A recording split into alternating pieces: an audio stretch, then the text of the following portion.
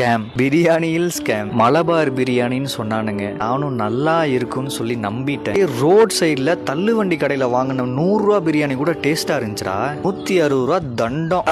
தக்காளி சோத்துக்குள்ள 2 chicken piece ஒரு முட்டையை வச்சு வித்தா அதுக்கு பேரு பிரியாணியாடா. பிரியாணி ஸ்கேம், பிரியாணி மேனு எப்படி கனெக்ட் ஆகுது பாருங்க. நான் வர்றேன், அடுத்து அதுக்கு தான் வர்றேன். அங்கிட்டு வேண்டாம், இங்கிட்டு போவோம். ஹலோ ப்ரோஸ், எல்லாரும் எப்படி இருக்கீங்க? நல்லா இருக்கீங்களா?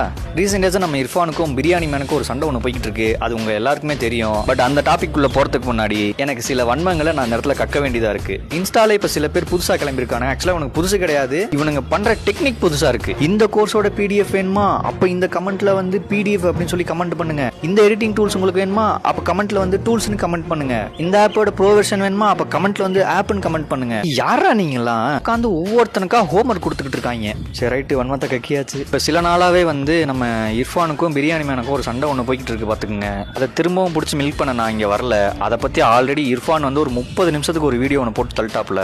எனக்கு காமனாக தோணுன ஒரே ஒரு கேள்வி மட்டும் நான் இடத்துல கேட்டு போயிடுறேன். முதல்ல உன் கொஞ்சம் கரெக்டாக இருக்கா ப்ரோ? பிரியாணி மேன் ப்ரோ, மொத்தவங்க அம்மா எல்லாத்துலேயும் மிஸ்லீடு. ஒரு விஷயம் தெரியலையா சாத்திட்டு அமைதியாக இருந்துடணும். தற்கொலைத்தனமாலாம் பண்ணிக்கிட்டு இருக்கக்கூடாது.